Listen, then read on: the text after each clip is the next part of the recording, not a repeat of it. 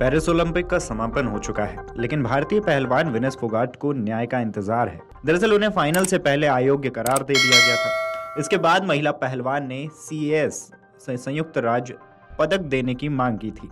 आज इस मामले पर फैसला भी आना है। इस बीच खबर आ रही है कि यूनाइटेड वर्ल्ड रेसलिंग उस नियम को बदल सकता है जिस नियम के कारण यह विवाद ही उपजा था।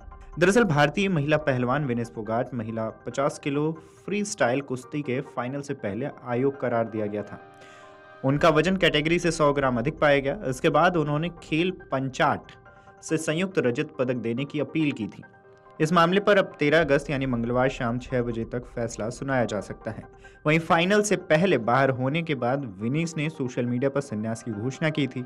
अब विनेश को खेल पंचाट से न्याय मिलने की उम्मीद है। मीडिया रिपोर्ट्स के मुताबिक यूनाइटेड वर्ल्ड रेसलिंग पहलवानों के वजन से जुड़े नियमों में कुछ बदलाव कर सकता है। बताया तो ये भी जा रहा है कि संस्थान इस नियमों में बदलाव पर विचार कर रही है। हालांकि अब तक इस पर कोई खुलासा नहीं हुआ है कि नियम में क्या बदलाव हो सकता है। वहीं अगर पहलवान के वजन से जुड़े नियम में बदलाव होता है तो इससे विनेश फोगाट को कोई फायदा नहीं होगा। नया नियम अगले टूर्नामेंट से लागू होगा।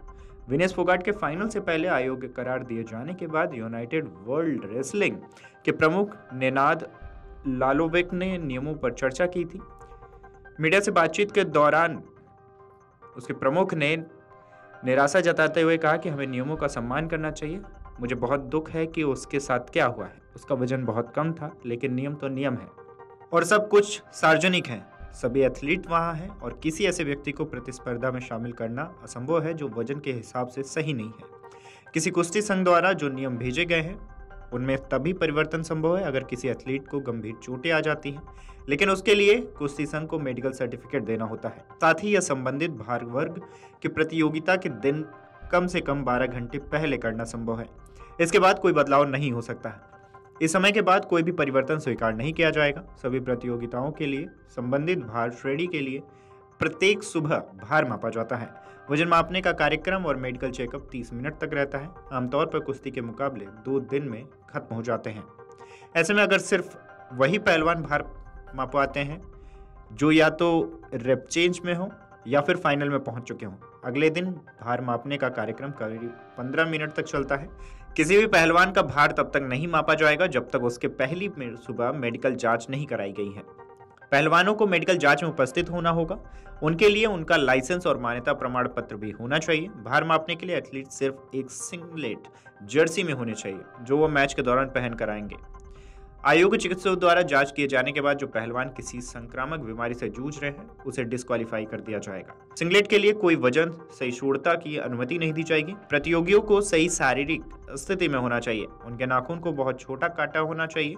पूरे वजन मापने की अवधि के दौरान पहलवानों को अधिकार है प्रत्येक बारी बारी से जितनी बार चाहें उतनी बार अपना भार मापवा सकते हैं। भार मापने के लिए जिम्मेदार रेफरी को यह जांचना चाहिए कि सभी पहलवान उस श्रेणी के अनुरूप वजन के हैं जिनमें उन्हें प्रतियोगिता के लिए दर्ज किया गया है।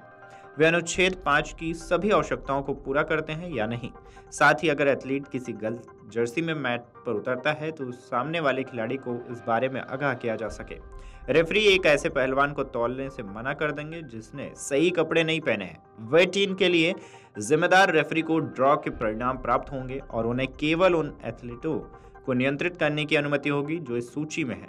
यदि कोई एथलीट भार मापने के कार्यक्रम में भाग नहीं लेता है या असफल होता है तो उसे प्रतियोगिता से बाहर कर दिया जाएगा।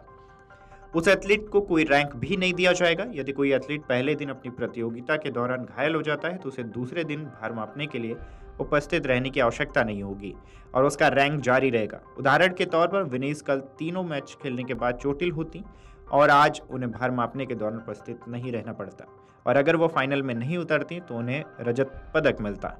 Video desk amarujala.com। अगर आप ये वीडियो YouTube पर देख रहे हैं तो हमारे चैनल को सब्सक्राइब करें और बेल आइकन को दबाना ना भूलें। अगर आप Facebook पर ये वीडियो देख रहे हैं तो हमारे पेज को लाइक करें।